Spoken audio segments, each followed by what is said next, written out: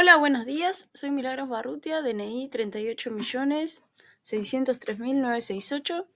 En este video vamos a presentar el proyecto de programación 1 correspondiente a la carrera Tecnicatura en Programación a Distancia, que es dictada por la UTN. Junto con mi compañera Julieta Caballero desarrollaremos en esta presentación una explicación del trabajo. El trabajo está dividido en 3 apartados: un marco teórico, un caso práctico y una conclusión.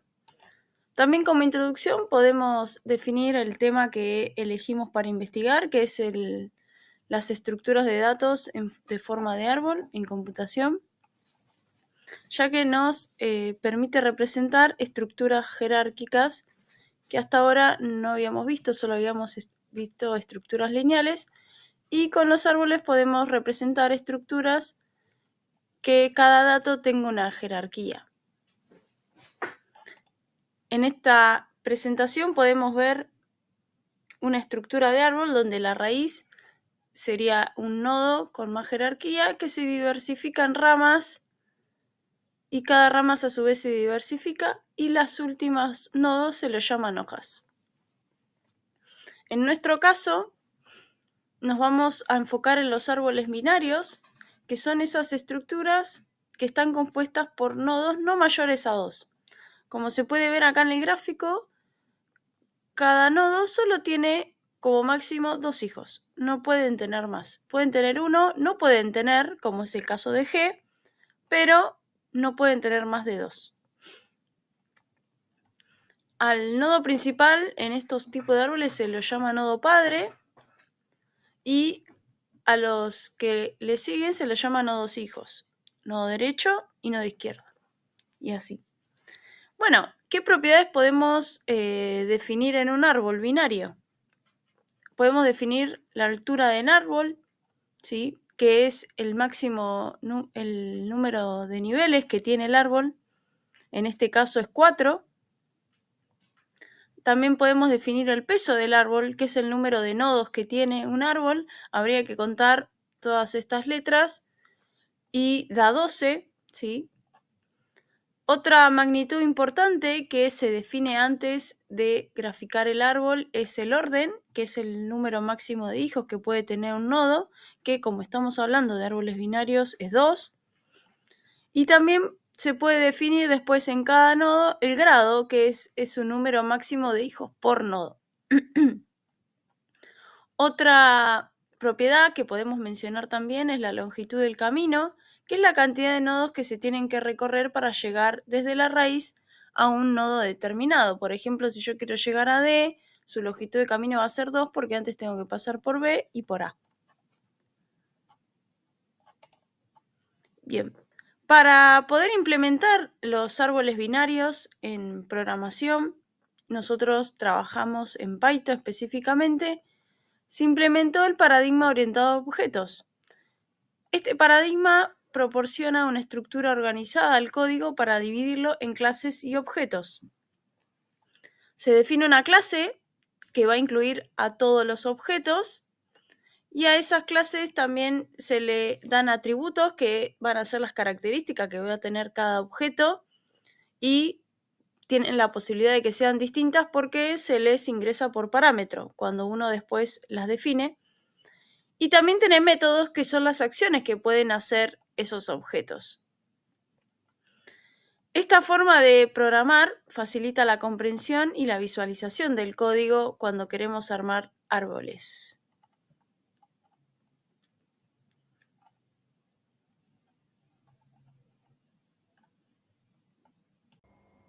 Hola a todos, mi nombre es Caballero Julieta, soy de la Tecnicatura en Programación a Distancia y hoy voy a presentar el caso práctico, el cual combina la programación orientada a objetos con la evolución de los felinos representada mediante un árbol filogenético implementado en Python.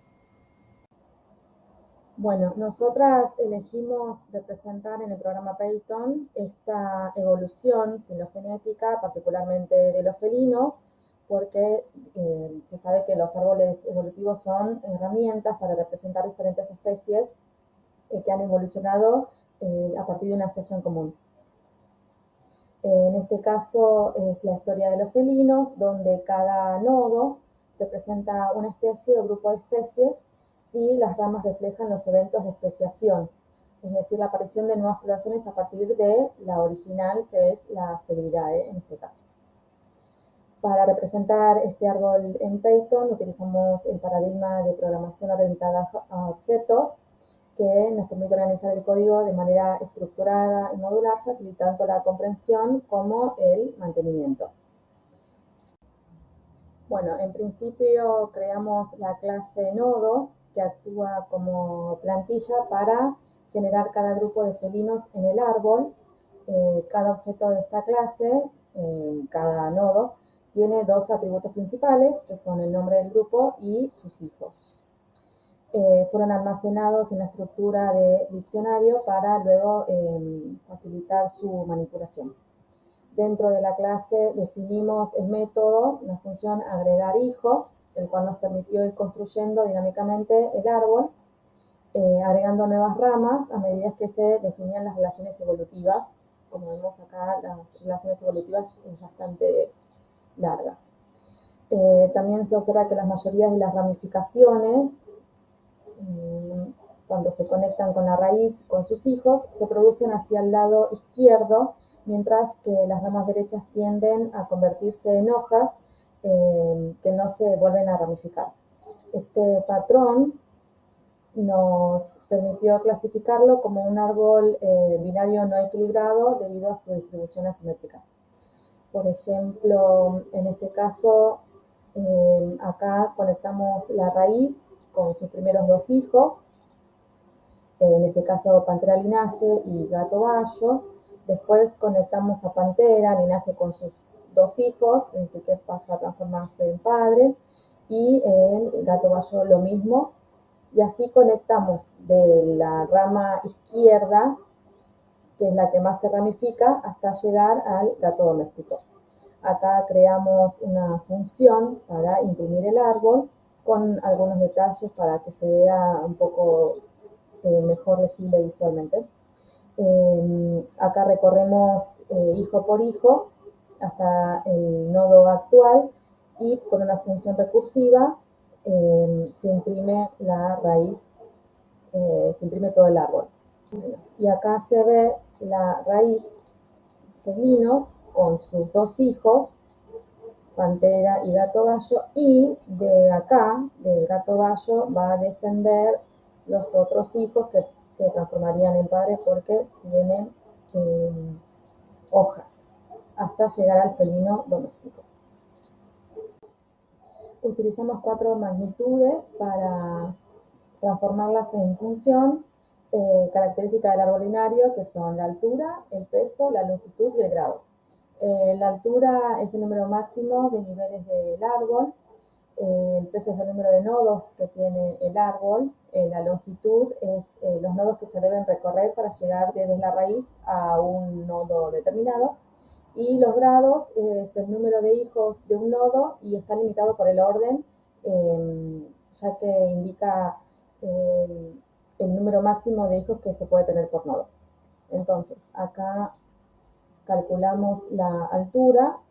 Si no lo tiene, va a ser uno solo, y si tiene más de un nodo, los va a recorrer y les va a sumar uno. Y con la función recursiva mostramos el resultado. En el peso, lo mismo, es parecido a la altura. Si no tiene ninguno, va a retornar uno, y si lo tiene, va a recorrer hijo por hijo para luego, con la función recursiva, retornar el resultado. Con la longitud, retornamos calculamos la altura del nodo y la igualamos a la longitud, y con la función print nos va a dar la longitud del árbol. Con el grado, si no tiene hijos, va a retornar 0, y en caso de que sí los tenga, va a recorrer los hijos y a calcular el grado de acuerdo a la cantidad de hijos, y con la función recursiva nos va a devolver el grado.